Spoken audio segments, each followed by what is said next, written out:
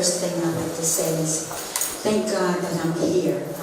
I'm very, very appreciative and happy to be here. And I don't know if you know it or not, but I am a Virginian.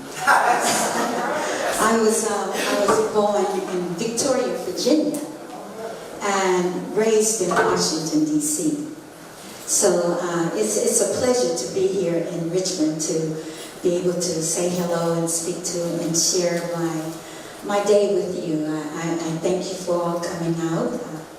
I'm very appreciative of that. And I would also like to say to Miss Yamaja Jubilee and Professor Roy Boyd, thank you very much for working with me. They are my organizers, as well as Renee and Lady B.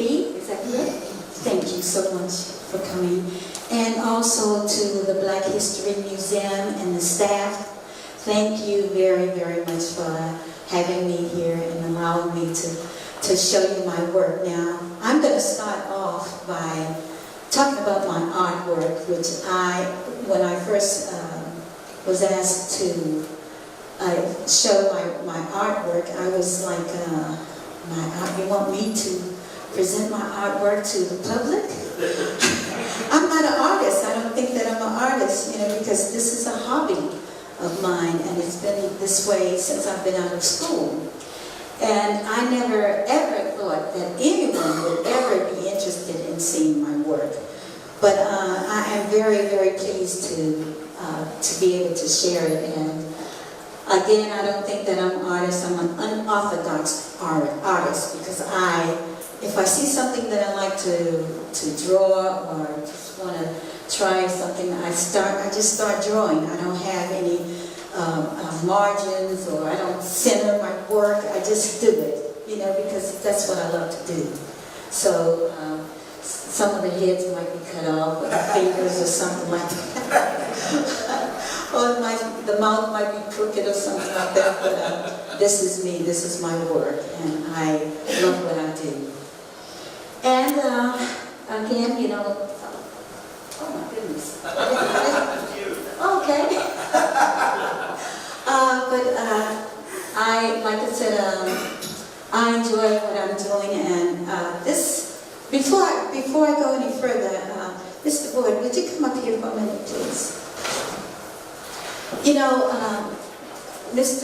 Professor Roy Boyd asked me, after reading my book, he asked me, would I be interested in designing a cover for him, because he has written a book about Michael Jackson. And again, I was just amazed, because you want me to design something for you? And he said yes. So he let me read the script, so I could know what was going on with the book and everything. So I just put a few things together and sketched out a few photos of Michael Jackson and presented them to him. And he he was like, at first when he saw the things, he went, and I said, oh, okay, you don't like it, I understand. I really understand. And then he said, no, I love it. And I said, really? And I said, well, I didn't put anything together. I just drew these, I sketched these photos and everything. So I'm going to leave it up to you of how you want to design it or, fix it up. And you choose whichever one you want to for your cover. So he chose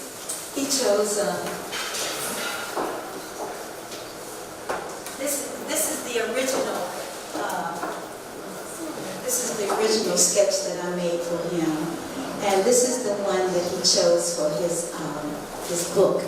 His book is God Bless His Soul, and I was just like really thrilled when he said, okay. And also you can see this is the back of the cover. So I was very happy about that. I was very appreciative. So I just decided I wanted to make a big print of the front of the cover.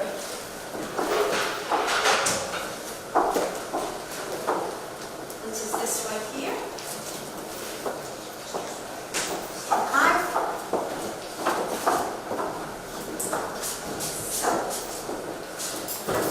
Roy, would you accept this from me I'm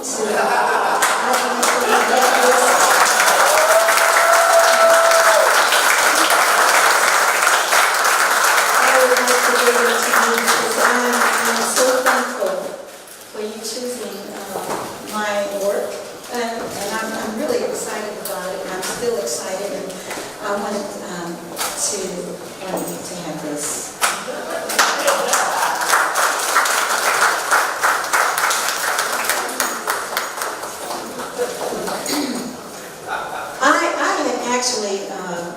I had actually prepared a speech and everything, but I can't find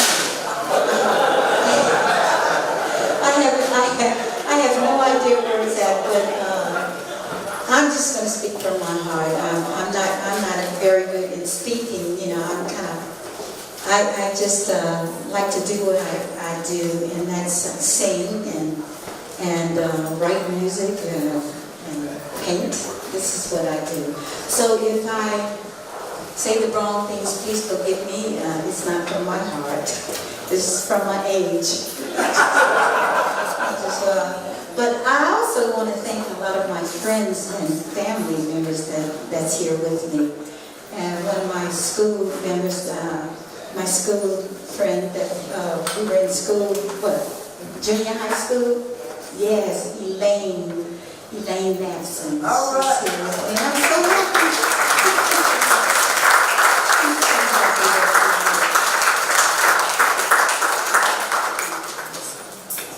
And then I have my two sisters that came from Maryland to be with me today. Julia Pollard and Ryan. Thank you so much for coming. And then I have my daughter-in-law here with me. Sharon Marable. And then I have two nieces in the back. Would you stand, my darlings? Yes, Niecy.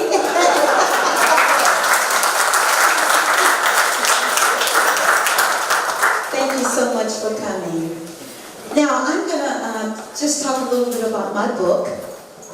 The name of my book is titled, He's a Funny Cat, Miss Hyde. Now, my book is my 32 years and some of my life before I met James Brown, where I was raised up, and the schools that I went to, and touching a little bit about my friends who I went to school and how I started singing with a group called Four Jewels in Washington, D.C. But before that, I had started a little group of my own. And it was three of us, it was three girls. It was myself, Zeola Gay, Marvin Gaye's sister, and Yvonne Smith. And then we had another girl to join us later on, which was Sharon Williams. We had a group together, but we didn't have a name at that time. We started while we were in school. And we met this gentleman named Chester Simmons, and he was he was with Harvey Fuqua and the Moonblows, long time ago, right?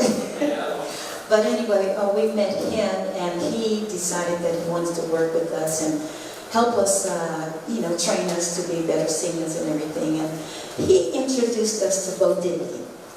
And we met Bo Diddley. Bo Diddley was living in Washington, D.C. on Rittenhouse. Before that, he was Southeast, I think it was. And he took an interest in us, and he started working with us, and we did a little song called Why Is Everybody Always Picking on Me? And now, we took that title from the, I think it was the Coasters. Yes, they had, it was Charlie Brown. Yeah, the song was called Charlie Brown, but we took that little saying right there and made a song out of it. And Zeola was the one that would say, why is everybody picking on me? Because she couldn't really sing. Even though she was Marvin Gaye's sister, but she had a hard time, keeping her key and everything. But, so we said, Ziola did it. Ziola did it. So that little part wasn't in it. She come in and said, why is everybody always picking on me? You know, well, that was the reason. She couldn't sing very well, but anyway, we stayed together for about, I guess about 2 years, and while rehearsing and practicing at Bo Diddley's home, we met the Four Jewels. Now, I was familiar with the Four Jewels because we all went to school together at Roosevelt High School. And two of the girls were a grade ahead of me, and Margie Clark.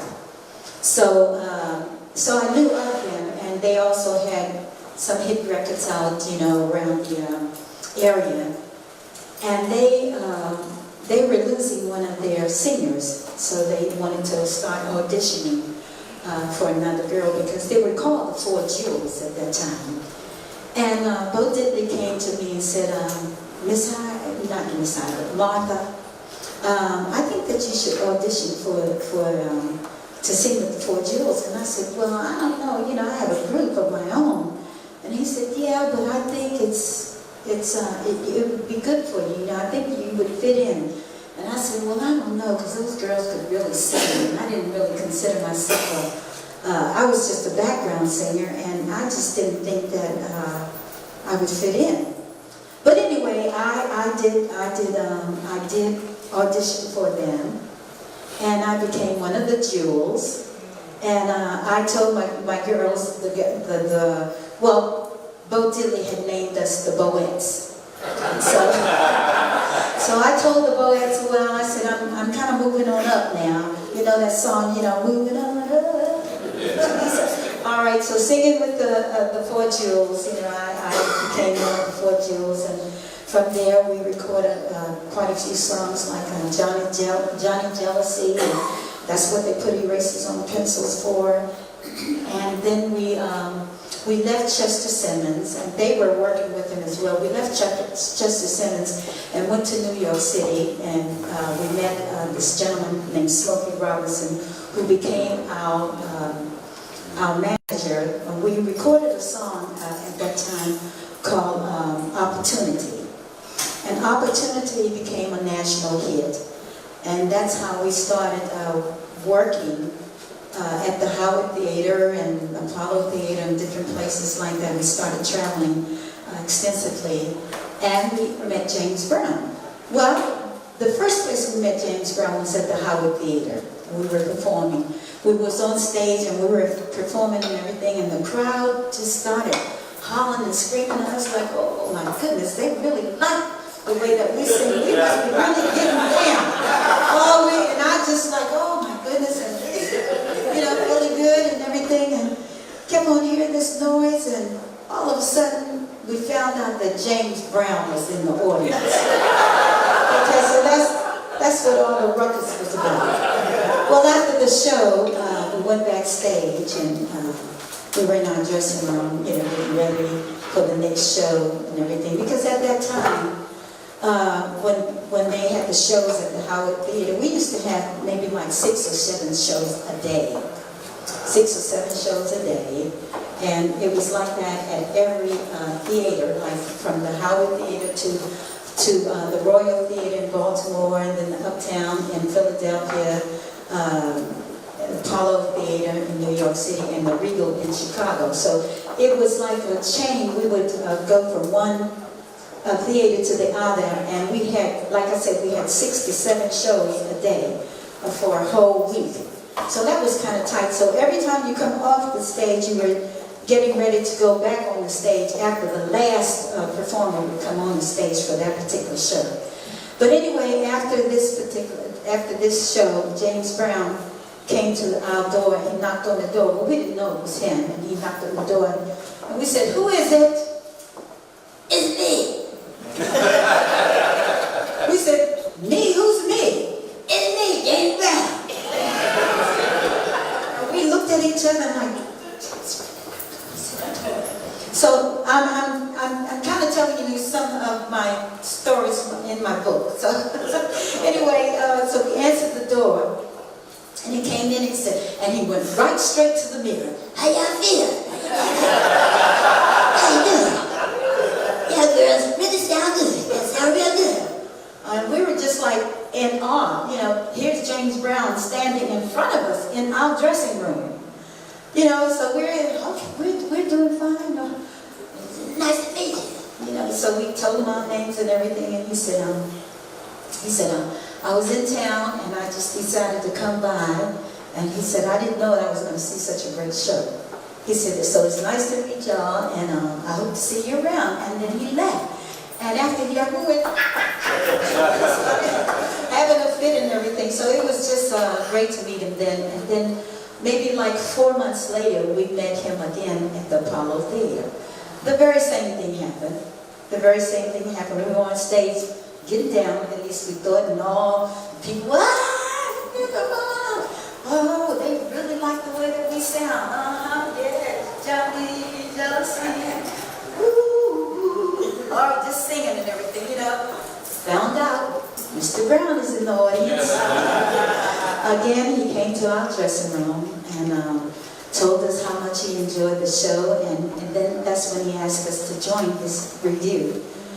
We were like, oh, okay, so we were kind of young at that time, and he told us to meet him at Carr's Beach. Any of you remember a place called Carr's Beach? Yes. In Maryland? Yes. Yeah, well, he was going to perform at Carr's Beach maybe like 2 months later, and he wanted us to meet him there because he wanted us to sign a contract and everything. So we met him at the Carr's Beach 2 months later, and he had the contract, sure enough, and we had to take the contract home to our parents and tell them what was happening, that James Brown wanted us to travel with him, and they were just as excited as we were.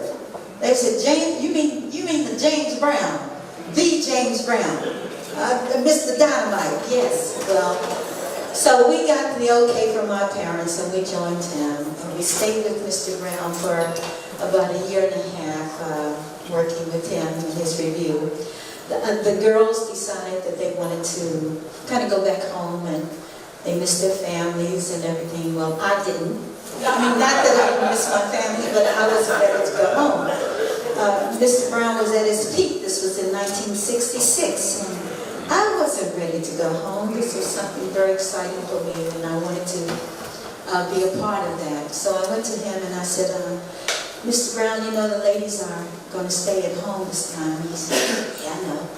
I said, well, I don't want to leave. You know, I'd like to continue to work with you. It's all fine, y'all. You stay right here. You stay with me as long as you want to. He said, you're going to be my personal background singer. So at that time, it was no other women on the show. And I did stay with him up until the year of 2000.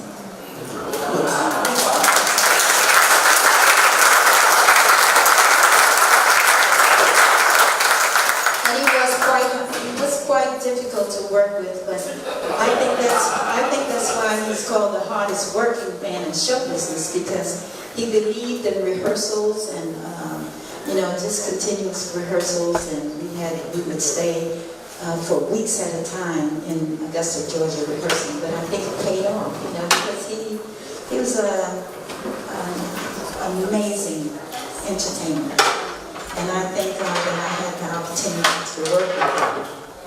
From there, I left Mr. Brown in 2000, and I joined Maceo Parker.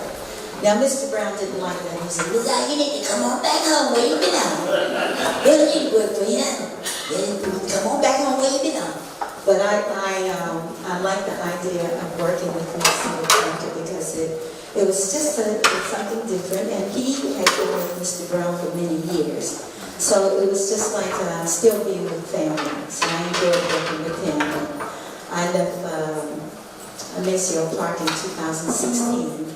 Still working on my career while I was with him, I was able to kind of like spread my wings, because when I was with Mr. Brown, I couldn't really do much of anything else. It's just working with him, and really wasn't concentrating on starting a solo career of my own. But that happened when I joined Maceo Parker, because he was saying, you know, Ms. Hyde, if you need to do anything else, if you want to do something else, you're more than welcome. Just let me know so I can, have somebody to come in. So that worked because I was open and I was free and I was able to start creating and recording my own albums and everything like that. So I appreciated working with him for the 16 years. It was great. It was fabulous. And, I've got to get out there on my own and do my own thing. So here I am. Here I am. And is there any questions that you would like to ask? Yeah. Okay.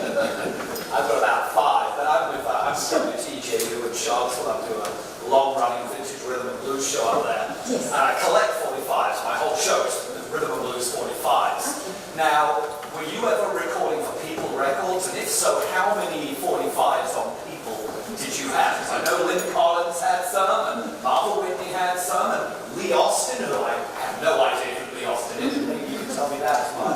Anyway, that's enough for now. Okay. Well, first, Leon Austin was Mr. Brown's cousin. He was a relative of Mr. Brown. And that's who Mr. Brown would always kind of hang around and be with when he was at home in Augusta, Georgia. We both lived in Augusta, Georgia. So I think that he felt that he should record him. And he just had 145, you believe, or more? I think he has more. Maybe a couple more, Okay. yes. And now what was the other question? Did you yourself? No, I wasn't on People's records. No, I wasn't. I was on what's it, Funky People or something like that. Don't ask me. Mr. Boyd can tell me. You remember that? You remember the album label that I was on with Mr. Brown? No, I don't. No. So what happened, let me say this. This is why I have an album with the group called the Speedometers. Because they always they asked me, they said, Martha, Mr. Brown recorded Lynn Collins, Vicki Anderson, and Martha Whitney. But he didn't record you. You didn't have an album with him. And why is that? I said, well, read my book. You'll find out.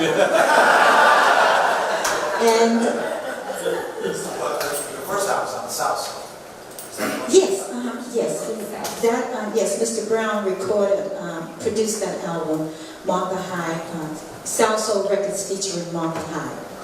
But as far as like Mr. Brown recording me, now he produced the album, so he had other people to write the songs, and so it wasn't like he worked with Martha Whitney and Lynn Collins and Martha Whitney, Vicki Anderson. It wasn't the same. But I wasn't very happy about my first album. My very first album was South Soul Records featuring Martha Hyde and The Godfather of Soul produced the album. What year was that? That was 1979. 1979. And it was quickly done, and it was during the disco era. Right. Well, actually, when the disco era was going out, so I got lost in the shuffle, And I got lost in the shuffle, but I still, every once in a while, there are people who come around and have this album. I was like, oh my gosh, you got this album? But I was telling a story about the group that I worked with, the Speedometers. When they asked me why I didn't record, why Mr. Brown didn't record an album on me, and I told them to look at my book, so they said, well, we would like to record an album on you, and that's why it's called Soul Overdue. And actually, the label of the CD it was the same color as People labels, and it just gave you that feeling of a long time ago. So I think they wanted me, yeah. So that's what was happening with that. Any other questions? Oh, yes. Okay. Would you like to talk a little bit about your incredible backup singing on the Big Payback?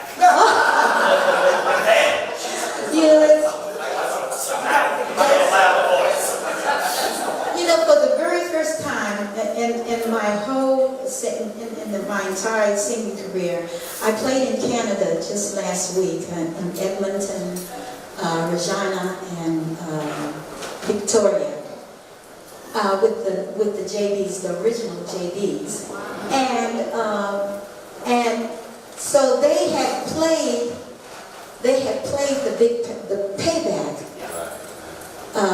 at the hotel in the lounge. And so everybody was saying, I wonder who the girl in the high voice. I didn't say anything. But when the night of our concert, I went on stage and I said, I'm going to do my version of the Big Payback. My version is called the Big Payback. Mr. Brown's version is the Payback. But you know that voice on the top? The very first thing that you hear, that's me.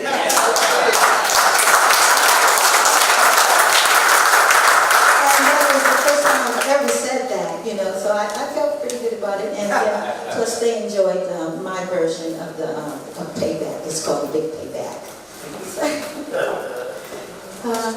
More questions? Hello. Hello. I'm so glad to be here. Oh, thank you for coming. I wanted to know, are you still living in Spain and singing in Spain? And if so, what's that like? It's great. Yes, I am living in Spain, and I'm singing in Spain and other parts of Europe. And that was one of my reasons for moving to Spain, because I work quite a bit out of the country, more in Europe and Japan and in South America, more so than here in the States. And this is why I'm so happy and so honored to be here. Because I don't get a chance to perform that much here in the States. So to be here and share, like I said, to share this day with you is great. And and Spain is great too. I live off of the Mediterranean Sea, and so it's beautiful and warm, good weather, for my age. Yes. Hello. Well, just out of curiosity, have you ever met with or had an opportunity to work with Darlene Love? I've met Darlene Love just at a one of the TV shows. She was performing the same time, but I never sang with her or anything, but I admire her too because she's from my era as well. Maybe just a little bit more before me, but yeah, never know. Any more questions? Are you going to be performing with the JBs at the Apollo? They're going to be performing October the 20th. The JBs now, there is the original JBs, and then there's the new JBs. Now the new JBs is with Fred Wesley and the new JBs. And then we are the original JBs, and that's the band members that was with Mr. Brown when he passed away. And Christian McBride, which is a bass player, a jazz bass player, I think last year or year before last, he formed a show, tribute to James Brown, and I think that might be what you're talking about. So I think it's a couple of the band members that are performing with him, but it's not, yeah. So we're looking forward to performing there soon, hopefully. Yes. Anyone else? Okay. Well, I have a question. Sure. I want to hear about your art pieces. Oh, okay. Beautiful pieces. Okay, I'll explain. Maybe I can kind of explain to you. The two vases, they're antique vase that was in one of my rooms in France. Please don't ask me what part of France, but I stayed in an old castle. I stayed in a castle that was made out of the hotel, and the two vases was in my room. And in my hotel room, and I was just kind of laying across my bed and looking at the vase, and I was like, wow, it's really strange, and they're really old, so I just kind of really checked them out and everything, and I really liked them, so I took a picture, And I just decided to make them my own, you know. I said, well, I'll have them at my home all the time. Or if someone would like to purchase them, I said, yeah, they're for sale. But I called them oh, wait a minute, I do remember the name of the city. It was Carcassonne, France. Yeah, and that's a medieval city that sits on top of a mountain. It's really beautiful, and you can see it from a distance when you're driving, towards it, and it's amazing. It's still open, and it's a lot of shops and everything that's there, And I stayed there when I played with Mr. Brown at the amphitheater in Carcassonne, and these two was in the room. Yes. My painting here, I call it Jesus Praying. That's the title, and the way that how I painted this photo. My father was talking to me one day, and he said, Martha, I want to get a picture for a painting for my church. And I said, okay, Dad, I'll go with you. We'll go shopping. I'll help you pick out one. He said, no, we're not going to go shopping. And I said, okay. All right, we're not going to go shopping. He said, no, I want you to paint it. And I said, me?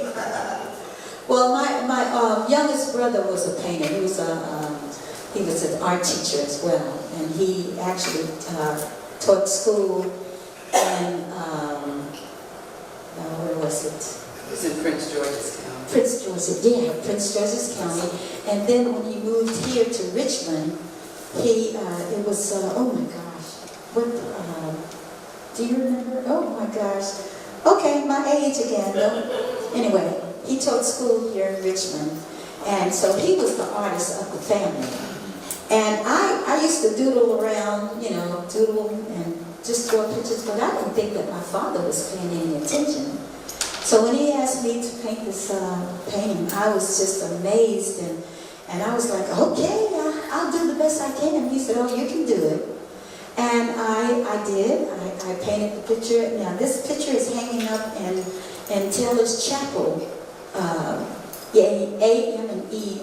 Zion Church in South Hill, Virginia. Yes, and this is a replica of the painting. This painting that's on the floor here, I call it In God's Hands, which is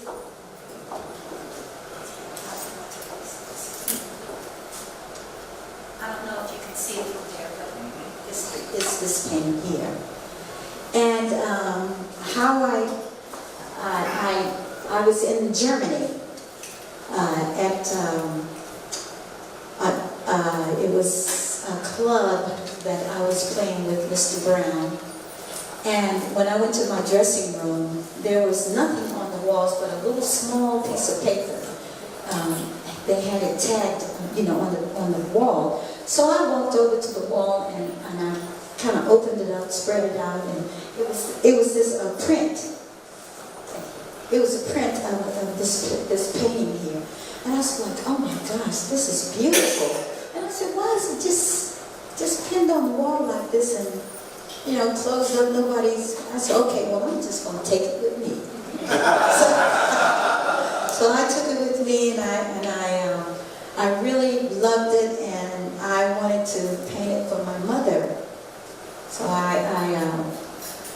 when I finished the painting, before I could say, Mother, this is for you, she said, oh, that's my painting. That's mine. I said, yeah, but Mom, wait a minute. No, that's my painting. I said, okay. So I just let it go like that. But I just feel I love it, and I will always keep it. I lost my mother about 3 years ago, so I guess I will never get rid of it because it meant so much to her and to me. And I just feel like we're all in God's hands, and she's in God's hands right now. So that was my inspiration to do this painting. So Prince, I I wanted to do the painting of Prince because I had the pleasure to work with him. He was a very good friend of Maceo Parker. And so Maceo Parker sometimes would take time out to go out on the road with Prince. And Maceo Parker's band, we had the pleasure to open up for him in New Jersey. There's a big auditorium. It's called C-South or C something in New Jersey. Arnold. What's the large place in New Jersey that they have the big shows now? MetLife. Giants. Yes, that's it. MetLife. Yes, that's it. That's where we played with Prince, you know, so I was like on stage with Prince, and at first I didn't care for him too much because I just felt like he was like James Brown. And when he would, before we did the show with him, he would come out on the road sometimes to our show, and the only song that he would come on stage and play was the song that I sang. And but then when it was time for me to say hello to him, or he'd come around, I'd start messing with my shoes because I didn't want to speak to him. You know, I didn't want to go through that thing because James Brown had a way, you know, just had a little ego going for him, and I thought that Prince was the same way, so I didn't want to bother with that. And so I would kind of like mess with my shoes or start looking around, something like this when he'd come around, so he would go on about his business. But then when I was in London, I was living in France one time, and my mother came up to visit me. So we went to London because he was playing at the H2O, and I wanted my mother to see the show. So we went to his show, and that's where I met him. I finally met him there, and he was very, very nice. And I was like really surprised, like, okay, I kind of like him, he's cool. But anyway, after he passed away, I kind of thought about him, and I was like, wow. You know, I don't know what might have happened if I had spoke to him or something, or if I had talked with him before, you know. Just telling myself he wasn't a cool guy, but anyway, I just wanted to just do something different, you know, and here he is. So he's with me all the time now. And again, Michael Jackson, this is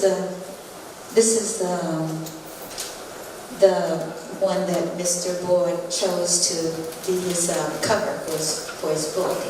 And some of these are they're inside of his book. So these are some of the sketches that I made for him, the original sketches that I made for him. So they're in his book as well. Aretha Franklin, of course, you know, the Queen of Soul, right? And she, I did have the pleasure to work with her. And not to really work with her, but I was on the stage with her and had a chance to sing with her background singers. We were in Detroit, Michigan, and Mr. Brown did an album called James Brown and Friends. So it was Aretha Franklin, Wilson Pickett, Robert Palmer, Joe Cocker, and Billy Joel, not Billy Joel, Billy Vaser,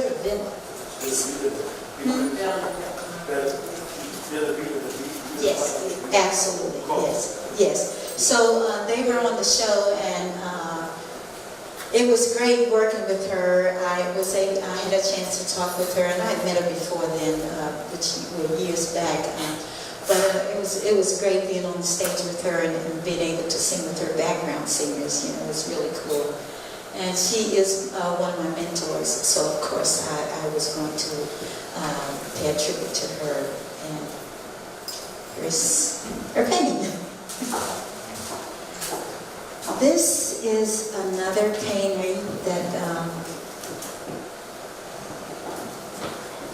one time, another time, I was in Carcassonne in my room, and this is one of the antique chairs that was in the room where I was staying. And again, when I start staring at something, most likely I'll end up drawing it, making a photo of it and end up drawing. But I just thought it was just really beautiful. The colors were great. I sometimes say that I'm going to end up painting something, but then I end up leaving it alone, because every time I decide to go ahead and put some color to it, and something tells me, no, just leave it like it is, And this is what I did with this painting. This was an antique chair from Carcassonne. What color was the chair? It was like a lavenderish, pinkish, and right in here where it's very light, and I guess that's where it was worn. So the colors were like, it was more pinkish in there than lavender. But it was beautiful. It was really beautiful. Martha, can I just take sort of a sister privilege to let everyone know, and for you to explain? Most often when we see entertainers and we think that life is beautiful and they're on the stage and the clothes that they wear, but people really don't realize how hard it is in the business. They don't know how hard it is when you're traveling, you're doing a city tour, and you got one-nighters and one-nighters and one-nighters, and you're on the bus and all of that. Share that. I had the privilege. Yeah, you share it. I had the privilege of being with Martha and her mom when she was living in, we were on tour with James in Miami, Orlando, Tampa, and they were all one-nighters. And I was on the bus with the crew and the uniforms and Mr. Filliard with the band, and it's a production. And people really don't know, and I used to say, how do you do this? She said, I don't know. And they would be eating at 4 o'clock in the morning, going to bed at 6, and then up again at 8. And people really don't realize the lives that entertainers live, because we see the glitz and the glamour, but it's hard business. It's really, really hard business. And also some of the places that they had to go during the segregation in the South, not being able to stay in luxury hotels and the like. So I commend you for hanging in there and doing what you do.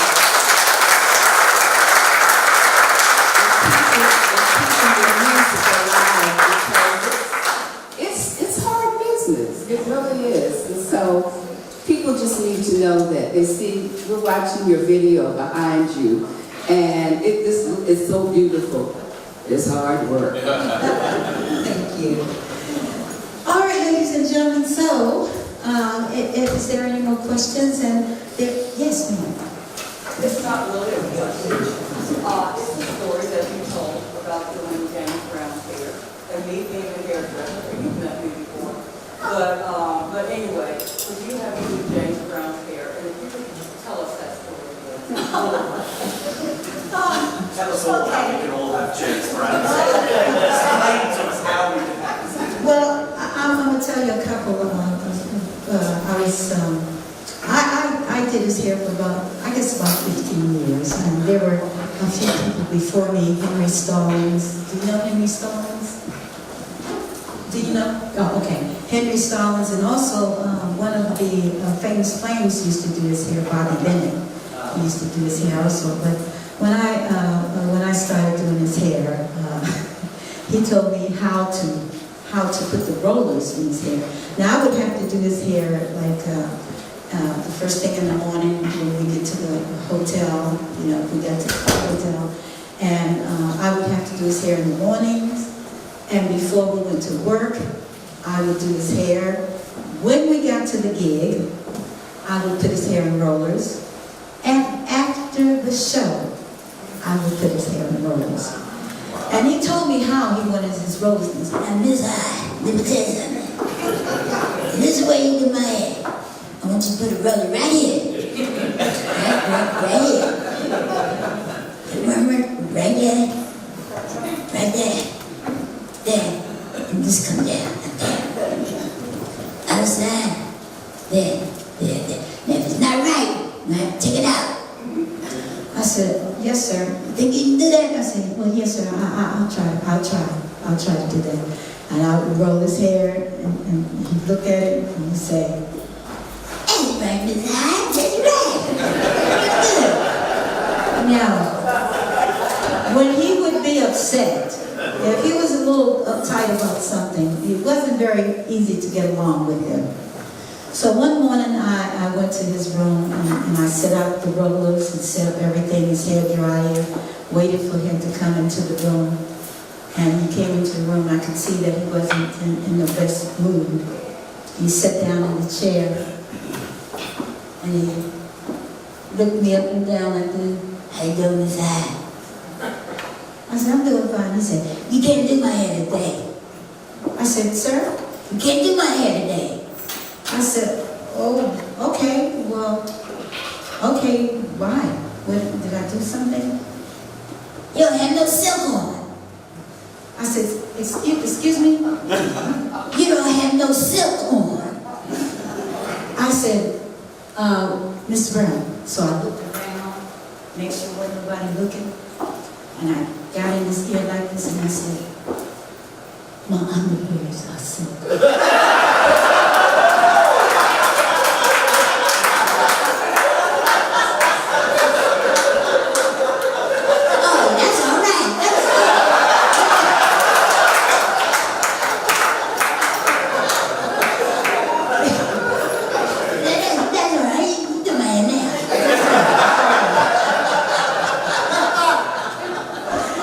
I was on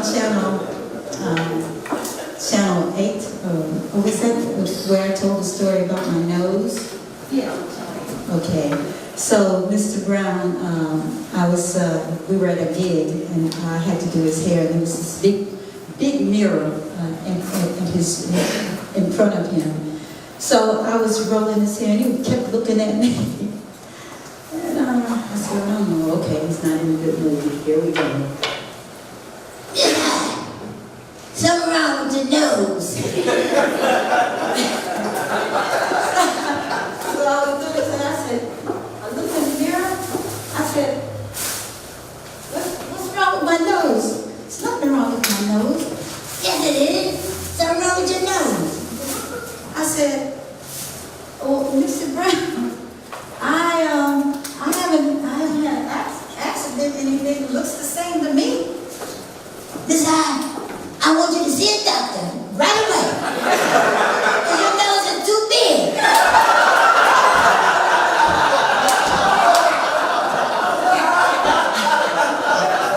I said, "Okay." I said, "Well, all right, if you say it's too big, okay." I don't know what a doctor's going to do, but so I just thought, I said, "Okay, fine, no problem, whatever you say." But these are some of the things that I go through with James Brown. Yes, ma'am. How authentic was the movie that was made about his life? I'm sorry, say that. How authentic was the movie that was made about his life? Well, I really didn't care for it because I thought that it was a little bit too much Hollywood, and I know that some of the things as far as the band was concerned wasn't really true, and I wasn't happy about it. When I saw the movie, I was looking for something like a Ray Charles movie, where you feel like it's a classic and it'll last forever. Whenever you're going to see it, you wouldn't mind seeing it over and over again. But I haven't seen it anymore. I'm not happy about it. Yeah, that's just my opinion. Seems to be like 6 foot wide or something. He had. Yeah, and then plus he had ugly feet. Yeah, we like that. Yeah, he had ugly feet. Mr. Brown had really nice small feet and neat, you know? And he was too tall, but he did a wonderful job, though, really. He did. He really did a wonderful job. Did you appear on this television show, the one that was kind of like a... Teacher Sharp? Yes. Yes, yes. The lovely Miss Mother That's just so crazy. That was a replica of Soul Train. Yes, sir. It's an interesting question. Obviously, a lot of tension about American countries. Have you ever been asked to sing national anthem? No, I haven't. No, I haven't. And I always, when I look at some of the people that have sang the national anthem, I was like, oh my God. I don't want them to ask me because, especially not now.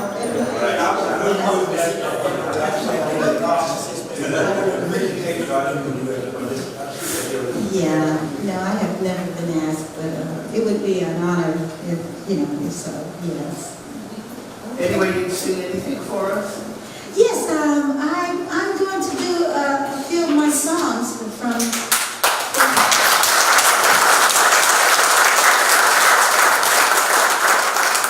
So I guess we should get into it. Are there any more questions? Excuse me. The title of the book. Oh yes, I'm sorry. The title of my book is He's a Funny Cat, Miss Hyde. And that's a saying that Mr. Brown had whenever he thought that things wasn't right in his eyes, you know. One time Mr. Brown was on stage and he was performing with the guys. He was performing, and something happened on the stage, and he kind of looked over in the wings, and this guy was standing in the wings, and he was just laughing, you know. And Mr. Brown looked at him and he said, "What are you laughing at? What's funny?" And he said, "Yes," you know. He looked around to the band and said, "Now look at y'all see that cat back there? He's laughing. It's a funny cat." So he, when he didn't feel like things were the way that he felt they should be, he would always say, "That's a funny cat, Miss Hyde." Now I'm gonna tell you one more insert in my book story. We were in Italy. We were traveling. We were on tour in Italy, and we stopped at this restaurant on the side of the road, a beautiful restaurant. One of the promoters had been there before, so he suggested that we stop there to have something to eat.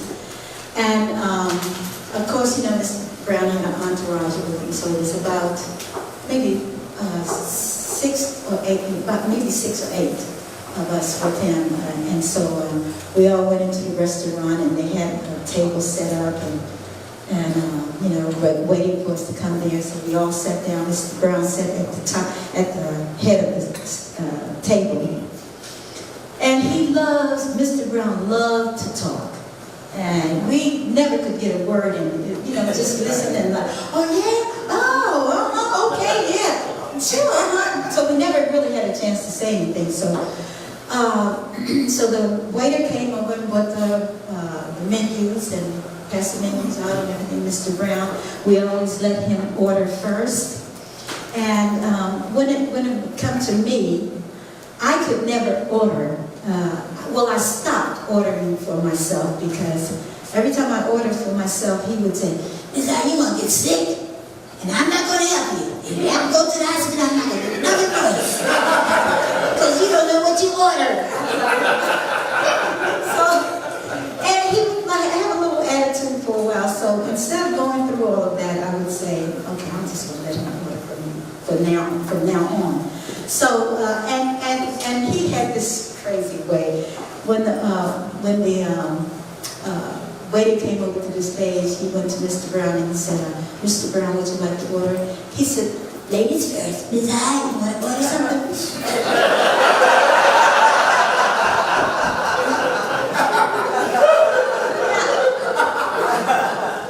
And I said, "No, Mr. Brown, would you order for me, please?" "Oh, you want me to order for?" "Okay, Miss Hyde." didn't know, you know. But if I had said, well, I want so-and-so, this guy ain't gonna get sick. So I let him order for me. So he ordered, I think it was prime ribs. And he ordered one for him and one for me. Everyone else ordered prime ribs. So he was talking, we were listening and everything, so finally the food came around, so they served Mr. Brown first. Well, Mr. Brown, they gave him his plate. He looked at the plate, still talking. This is, let me see. Okay, I just kind of want to see what I'm going to do. So anyway, his plate was on the table, so he looked at his prime rib, and he had a cloth napkin beside the plate. He moved the plate over, opened up his napkin, laid it on the table. He took his fork. He took his fork and stabbed his prime rib, took it out of the plate and put it into the cloth napkin. He took the other part of the napkin and put it over the top, and he had.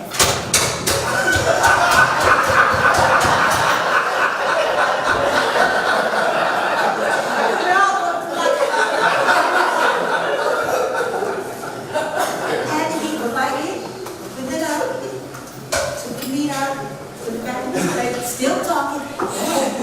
You know, I'm now waiting, and I'm chipping it, and just talking. So when we all got our prime rib,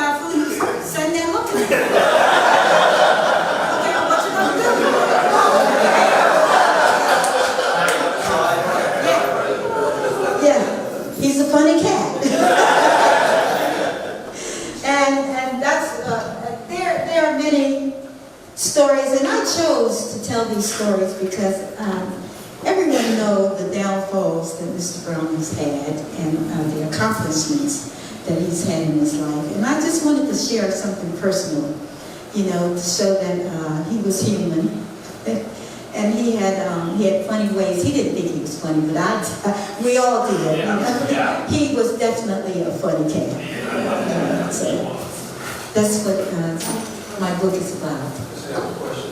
Yes. I saw something on PBS and seeing him perform, and I'm just looking at TV, but I could see for myself, I felt like he had incredible energy.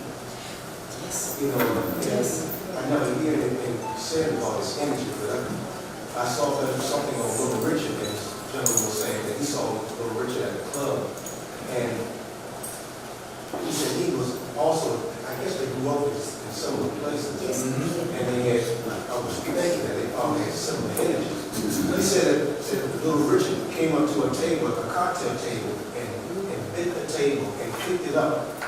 Yes. The stuff still on the table, he was that strong. Yes. And so the energy that I saw like in this PBS thing, I was like, this man is almost like Hercules. Because the energy and the duration of the energy. Yes. You know? It was totally amazing, and like I said, you know, I feel like I learned a lot from him because he was such a great entertainer, you know, and he knew how to read his audience, and he felt, you know, a lot of times I would watch him and he would be looking in the audience and singing at the same time, but if he didn't get the response or the feeling that he felt that he should have, he would immediately change and go into another song.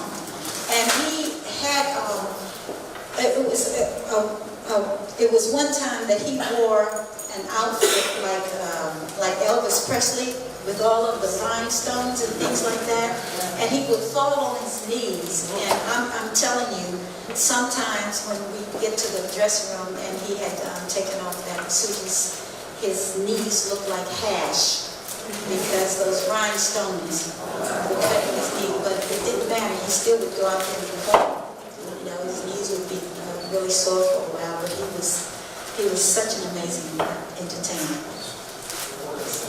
Were you around when he was writing one of the songs that we all know? Well, I was always around when he wanted the band to play something, or yes, when he wrote a few songs and he called Maceo or Fred Wesley and he would give them parts to play. As a matter of fact, I was in Fred Wesley's room one time when Mr. Brown called and wanted him to write a part to a song that he had come up with. and he said, Fred, listen now, I want you to play this. And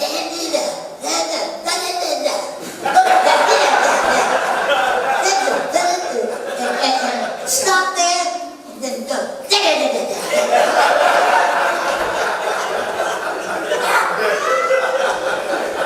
And believe me, Fred Wesley or Maceo Parker could write the song from that. Yes, ma'am. Yes, I love the James Brown stories you told, and you have a good impression of James Brown. And I see you had a lot of respect for him and called him Mr. Brown. Can you describe the motivation behind and your paintings behind you? Yes. Oh, I didn't know they were here. Okay, this sketch right here is actually owned by his daughter, Deanna Thomas, and I did this portrait of Mr. Brown. This is Mr. Brown, his son that died years ago, Teddy, and this is his father, Mr. Joe Brown. And his daughter was telling me one time that she don't have any photos of them, the three of them together.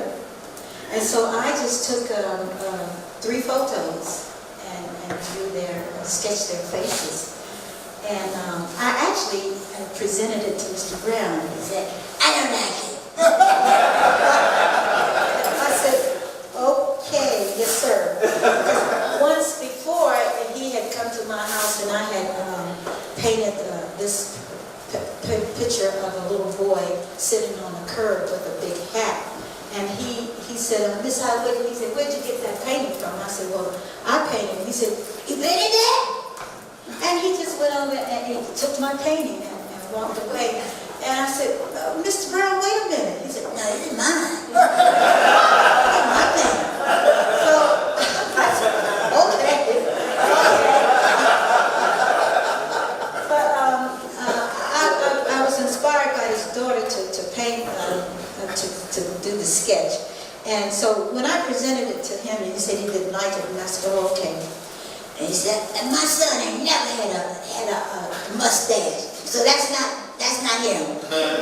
I said, okay, I wonder where did this photo come from. But anyway, his daughter, she fell in love with the painting, and it's hers, you know, she owns it. Yes.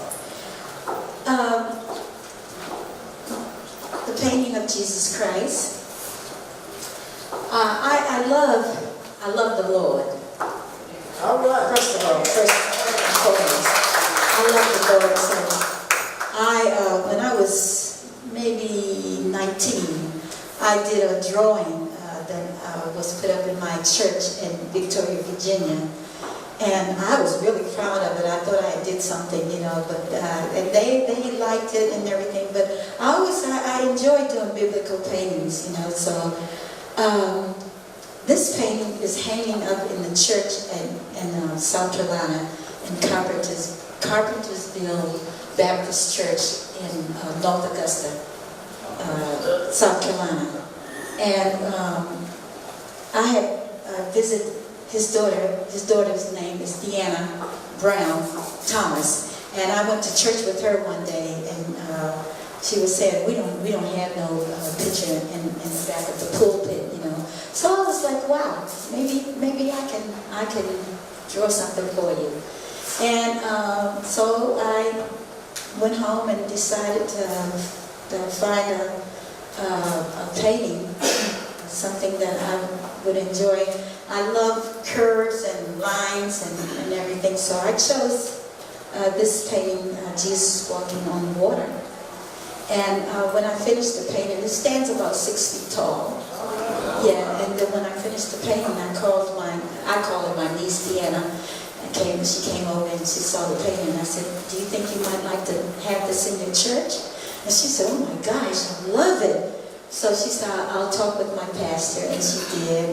He came over and saw the painting. He was just like really, really excited, and he said, we would love to have the painting in the church. So now it hangs up in the church in North Augusta.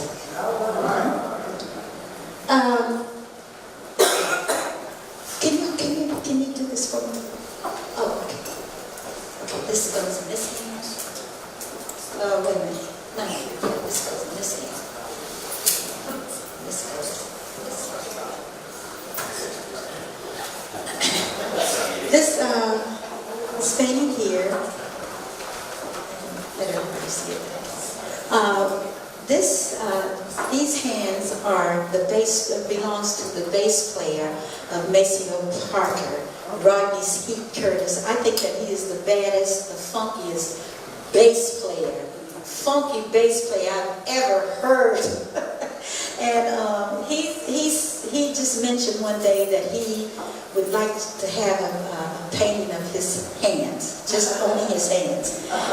And so I pulled up one of his photos off online.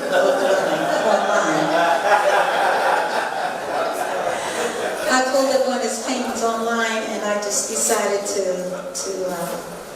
do the painting for him. And actually, the strings are actually real strings. So when I showed it to him, he was just like, "Oh, Miss Hine, thank you so much." So he owns that painting as well. So being that he's my favorite bass player, I was like, you know, you can have that if you play on my album. And he actually played on my album. It's High Time, which is here. It's High Time, and he played on. Let me see, where. He Said, She Said, and I think Stay Tonight. Rodney Skeet Curtis played on that, on those songs. And again, this is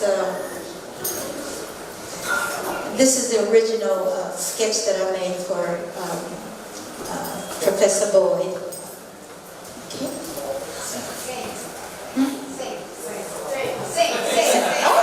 Okay. Okay. Rachel and Virginia, are we ready?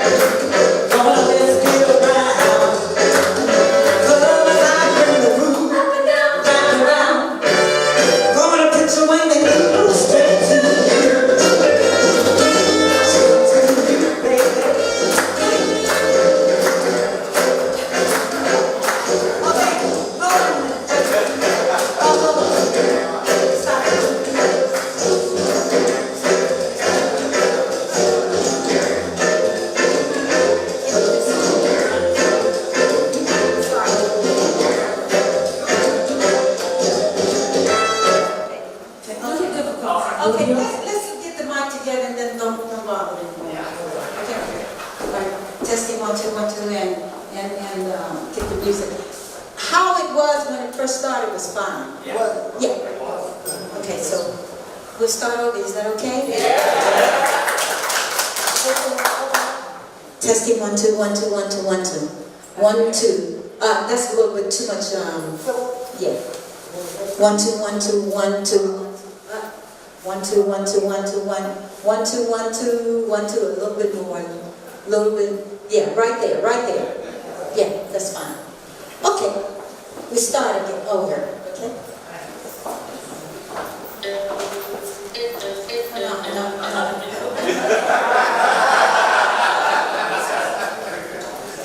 Bear with us, everybody. Yeah, please bear with me. This is my first time ever singing with Travis. Yeah, except for one time on the Jerry Springer show.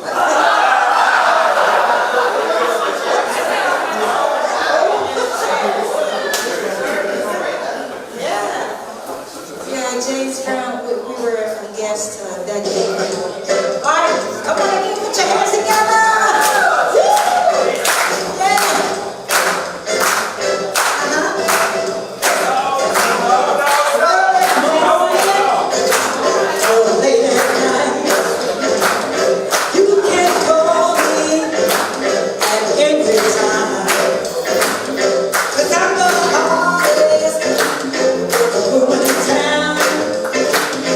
Ain't nobody gonna listen.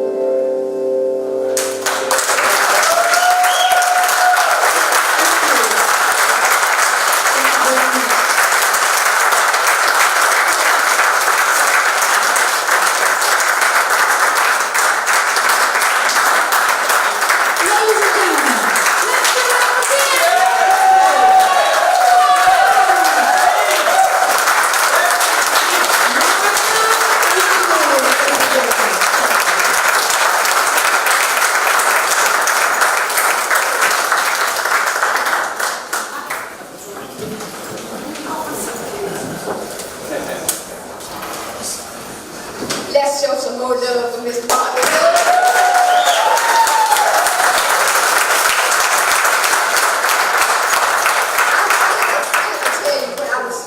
It took me back in time because I was a James Brown fan. And when we did the James Brown show, she would have come and been a part of it. But she was in France and it was in the wintertime or something, she couldn't come. And what I want to say to you all is that, since Aretha Franklin passed, the Queen of Soul, we have a lot of legends out here that are not being honored. And I feel that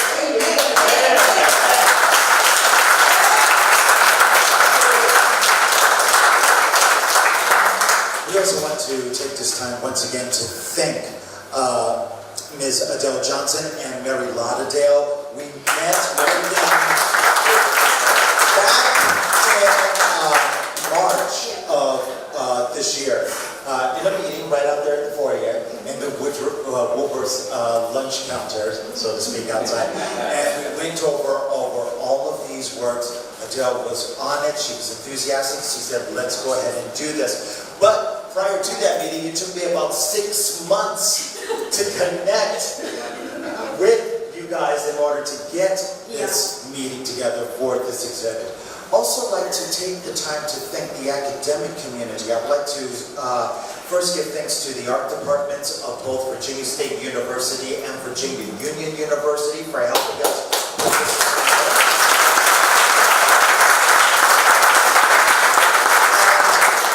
This time we want to let you go ahead and to take a look at the art. You got to experience her singing prowess. Hold on for a minute. We want to do this. My best friend, come on, we're going to do this Martha Jubilee. We done worked on this high and a daughter long. They got there, but we want to give you something. All right, you can show it if you want to. She opened up now, but I want everybody to see what she got. This is a private moment. This is a moment that she needs.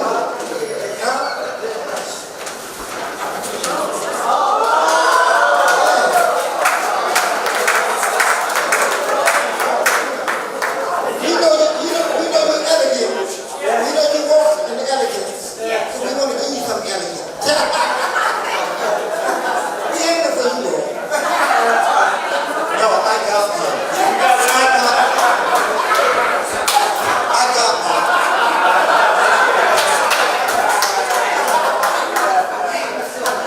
As I was saying before I was interrupted,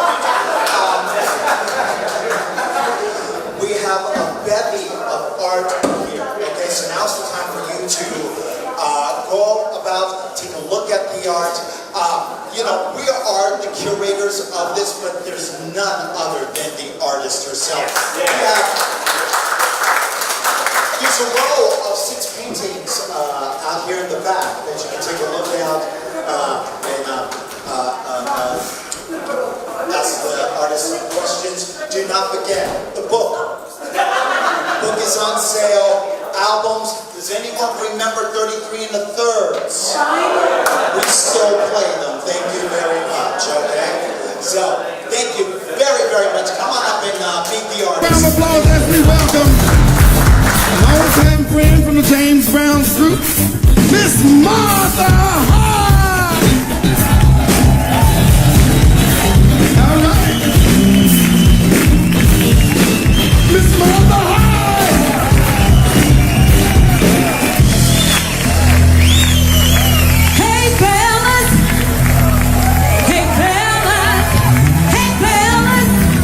To you, and you, and you, and you too.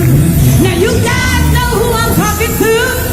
Those who stay out all night long and expect us to come home when you get there.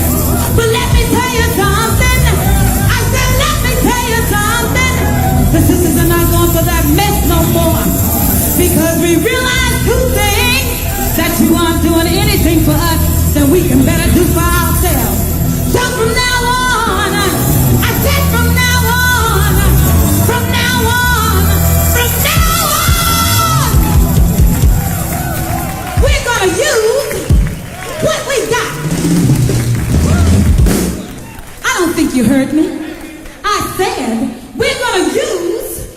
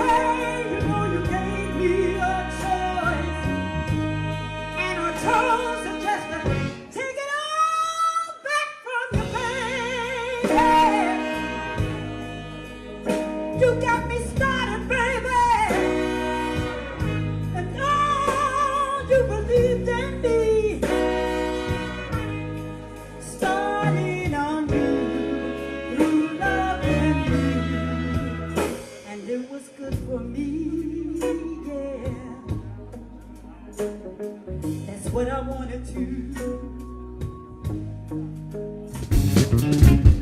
All right. You feel good, Martha? Come on, let's do it. Here we go. If you don't work, you can't eat. If you don't work, you can't eat. If you don't work, you can't eat. If you don't work, you can't eat. Yeah, yeah. Spring it. I don't care about your past. I just want our road to last. I don't care about the way you treat me, baby. Now, I just wanna, baby, just wanna satisfy your honey. Get the weed. Hey. When you kiss me, Sit through your master. No. you hold my hand. You make me understand. I began. If it's not in your vision, don't make no decision.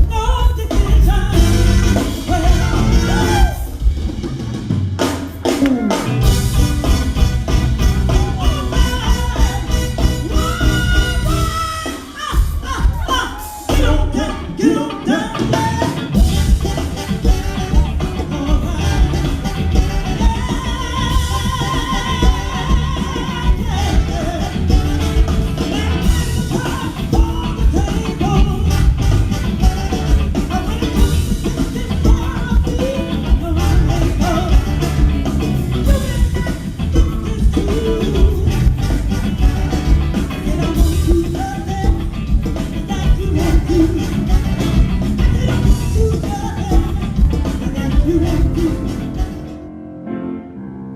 In a little tent, and just like the river, I've been running ever since. It's been a long time coming, but I know a change is gonna come. Oh, yes it is. It's been too hard living, but I'm afraid to die. But I might not be if I knew what was out there beyond the skies. It's been a long time coming, but I know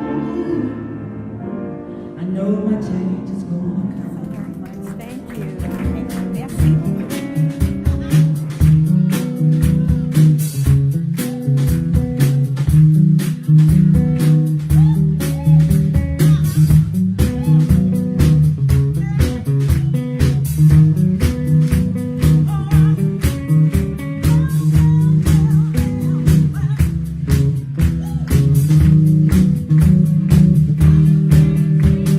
Thank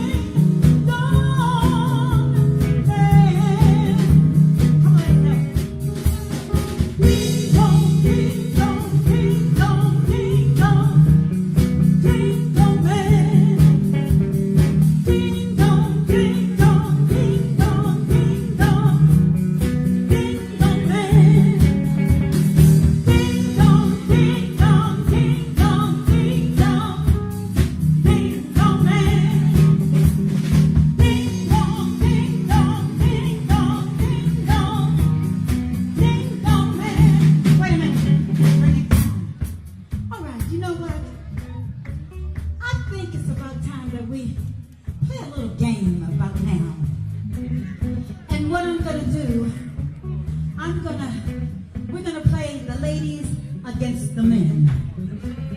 Now, ladies and fellas, I wonder if you remember this song a long time ago called Ring My Bell. Remember Ring My Bell? All right, well, I think that Mr. Brown kind of stole a little bit and made this song for me, the ding young man. So now what we're going to do, we're going to play a little game. Now, ladies, I'm going to give you a part to sing.